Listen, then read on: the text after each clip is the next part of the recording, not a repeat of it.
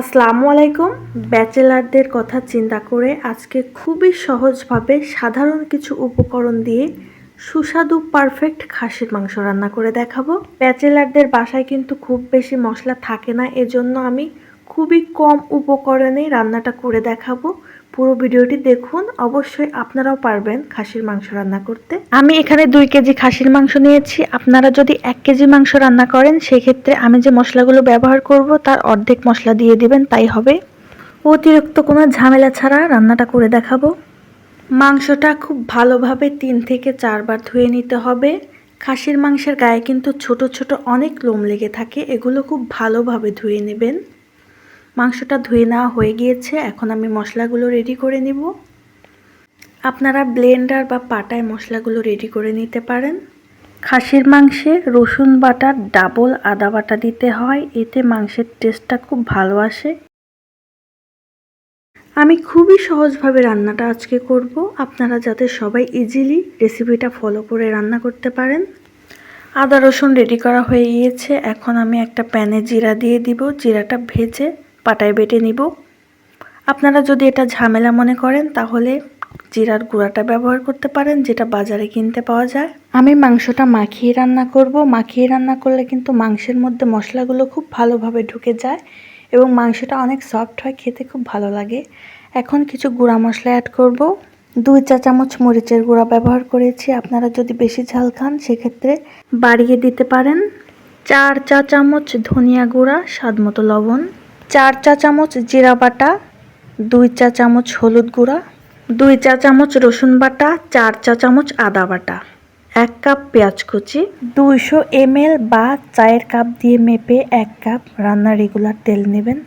খুব ভালোভাবে মাংসটা হাত দিয়ে মাখিয়ে নিতে হবে। যত ভালোভাবে মাখাবেন রান্নাটা কিন্তু ততই মজা হবে। এখন পরিমাণ মতো পানি দিয়ে দিব মাংসটা সেদ্ধ হওয়ার জন্য। দিয়ে দিচ্ছি কয়েক টুকরা দারুচিনি, কয়েক টুকরা তেজপাতা। এখন ভালোভাবে ঢেকে দেব মাংসটা সেদ্ধ হওয়ার জন্য। চাইলে 5-6টা লবঙ্গ দিয়ে দিতে পারেন। এ পর্যায়ে চুলাটা হাই হিটে রাখতে হবে বলক না আসা পর্যন্ত। বলক এসে গিয়েছে, এখন চুলাটা একটু কমিয়ে দিব, মিডিয়ামে রাখবো যাতে ভালোভাবে মাংসটা সেদ্ধ হয় এবং পানিটা যাতে শুকিয়ে না যায়। মাঝে মাঝে মাংসটা খুব ভালোভাবে নেড়ে দিতে হবে, নিচ থেকে যেন পুড়ে না যায়। পুড়ে গেলে কিন্তু মাংসটা একদমই খাওয়া যাবে না, খুব বাজে একটা স্মেল আসবে, সেদিকে অবশ্যই খেয়াল রাখতে হবে। এলাচের পরিবর্তে 2 চা চামচ গরম মশলার গুঁড়াও ব্যবহার করতে পারেন। এখন আমি দিয়ে দেব কিছু পরিমাণ এলাচ। এলাচটা পাটায় আমি থেতো করে নিচ্ছি। আপনাদের বাসায় যদি পাটা না থাকে আপনারা হাতে ফেটিয়ে কালো ফলটা বের করে দিলেই হবে, কোনো সমস্যা নেই। এলাচটা দিলে অনেক ভালো একটা ফ্লেভার আসবে। 1 কেজি মাংস রান্না করলে আমি যে মশলাগুলো ব্যবহার করেছি সেমভাবেই অর্ধেক মশলা ব্যবহার করবেন। এখন চুলার তাপমাত্রাটা মিডিয়ামের থেকেও একটু কমে রাখতে হবে যাতে মাংসটা খুব ভালোভাবে সেদ্ধ হতে থাকে এবং নিচ থেকে পুড়ে না যায়।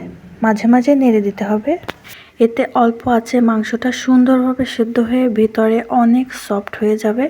আমি 1 টুকরা মাংস তুলে দেখলাম সেদ্ধ হয়েছে কিনা। মাশাআল্লাহ, মাংসটা খুব ভালোভাবে সেদ্ধ হয়ে গিয়েছে এবং খেতে কিন্তু অনেক মজা হয়েছে। আমি এখন মাংসটা তুলে নিচ্ছি। আমি চিতই পিঠা দিয়ে খাবো, সেজন্য একটু ঝোল রেখেছি। আপনারা পোলাও, খিচুড়ি বা পরোটার সাথে খেতে চাইলে ঝোলটা আরেকটু শুকিয়ে নেবেন, এতে আরও ভালো টেস্ট পাবেন। আপনারা ভাবেন যে খাসির মাংস রান্না হয়তো বা অনেক কঠিন, ইউটিউবে সার্চ করে দেখেন অনেক ধরনের মশলা ইউজ করে, এটা দেখে আপনাদের মাথা গুলিয়ে যায়, আপনারা ভাবেন যে এটা পারবেন না। তো আমার রেসিপিটা ফলো করে বাসায় একবার ট্রাই করে দেখবেন, খেতে কিন্তু অনেক মজা হয়েছে। বাসায় ট্রাই না করলে বুঝতে পারবেন না। এরকম সহজ সহজ রান্নার রেসিপি পেতে আমার চ্যানেলটি অবশ্যই সাবস্ক্রাইব করে রাখবেন। পুরো ভিডিওটি দেখার জন্য ধন্যবাদ সবাইকে।